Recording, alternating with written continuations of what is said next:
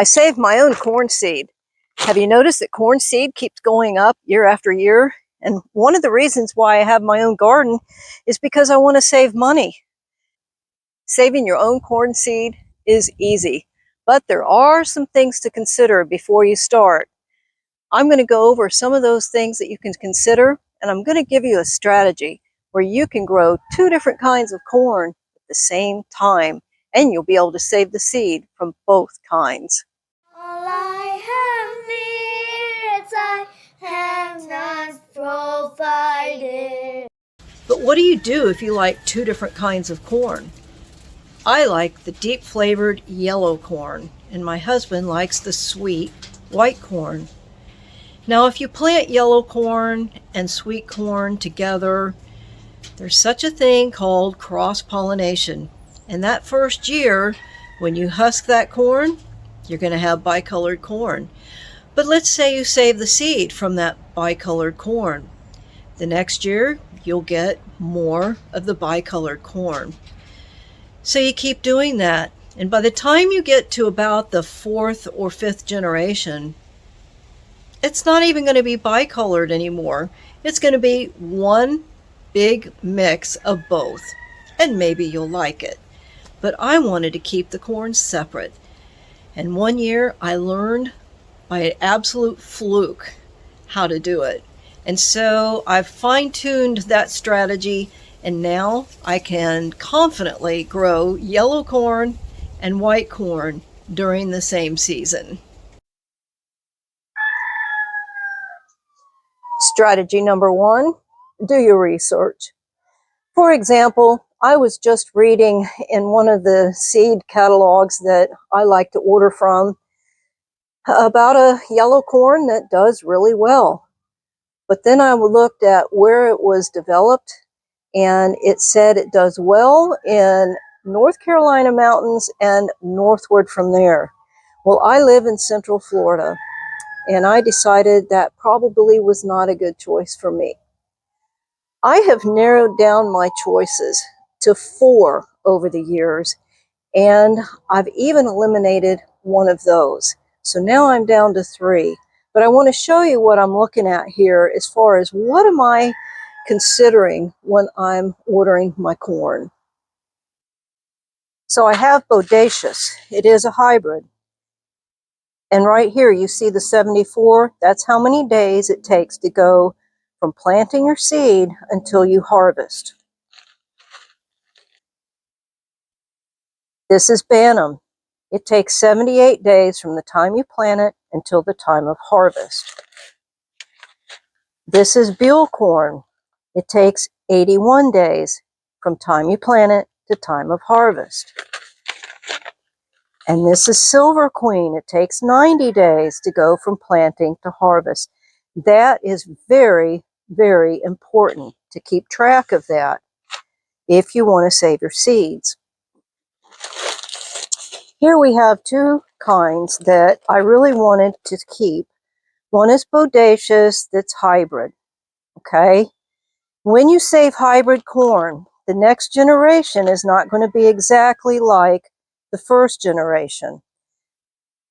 I saved it, and I was pleased with the next generation of corn that I got from it, so I'm keeping the Bodacious hybrid, and I'm going to let it just develop into its own unique corn for my situation here in Central Florida. Bantam corn, you see the date 2015? That was 9 years ago. I haven't planted it again. Though it did yield really well, look at the difference in the size of the kernels here. So it takes a whole lot more Bantam to fill your pints and your quarts than it does for Bodacious to fill it. A lot of your hybrids are bred so that they will yield large kernels. However, we have Buell here that yields large kernels. I grew it for the first time last year, and I was very pleased with it. I did not save any seed from it because I have plenty. But I am going to start saving the seed this year. Now, remember, if I'm going to plant Bodacious, and I'm going to plant Buell. You see there's a difference in how long it takes to mature. That means there's going to be a difference between when the tassels come out. When the tassels come out, that is what is pollinating your ears. So the pollen that comes from the tassels will go down the silks of the ears. So you see we have a week from 74 to 81. I'm going to make that an even broader time period. I just now planted Bodacious. I'm going to wait a week before I plant Buell. So that's going to be 2 weeks between the time that the tassels are going to appear on Bodacious and Buell. But now I'm going to add a little problem here. Here's Silver Queen, and that's for my husband. He loves the white Silver Queen. It is ready in 90 days. So if I plant now, wait 2 weeks, well, now it's going to be a little bit late to wait 2 more weeks to plant Silver Queen. However, what I did this year, because the weather was permitting, I planted the Bodacious about 10 days earlier than I normally would. So if I wait 1 week here, that's going to be still a tiny bit early. And then if I wait 2 more weeks before I plant the Silver Queen, now there's going to be enough space between the Buell and the Silver Queen where there's not going to be very much cross-pollination. There will be a few stray kernels that come out, a mix. So that's the first 2 strategies. Let me go back over them real quick. First, do your research. Find corn that's going to do well in your climate. And strategy number 2, if you like 2 different kinds of corn like I do, yellow and white, then try to find corn that's going to have a difference in the amount of time it takes to go from seed to harvest. And the third strategy is you're going to be keeping corn 9 years in your freezer. Well, let me see if I can explain this. When you buy corn like this, it may say on here germination rate is 90%. That means 90% of these are not going to make a corn plant. Then you put it in the freezer. Even this one, you can put this back in the freezer. The next year, you've lost 10% of your viability, maybe even 15 or 20%. Now multiply that by 9 years, which is how long this has been in my freezer, and you might not have any corn to come up at all.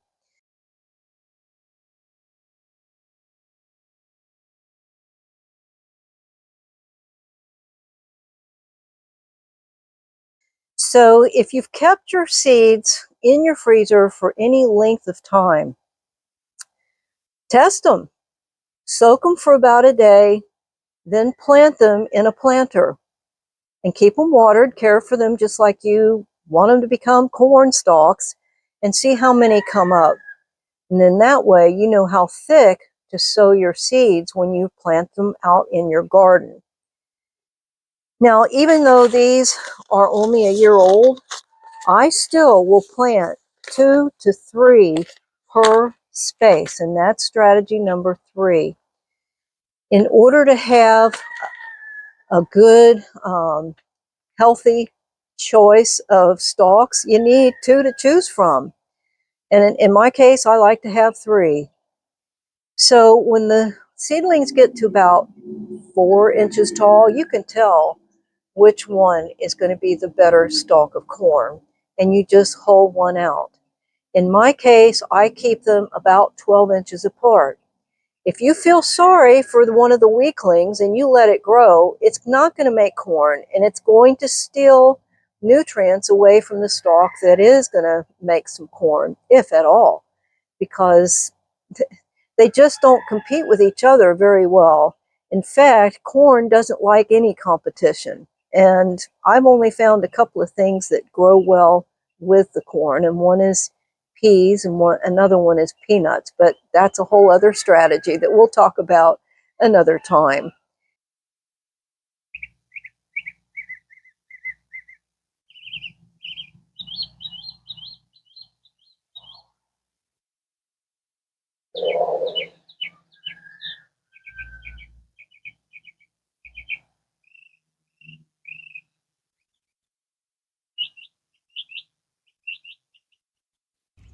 So what happens if all three come up, or even two? You're going to have to cull them. You got to pull the weaker one out, and sometimes it's a little hard to judge. If you decide to feel sorry for both of them and you let both of them or all three of them grow, they're not going to produce corn. Corn is a very hungry feeder, and it really takes a lot of nutrients to make a big stalk and some really good ears of corn. So one stalk per hole is all you want to go for. And each stalk, so each remaining plant ideally is about 12 inches apart. I've seen some people get away with 8 inches apart.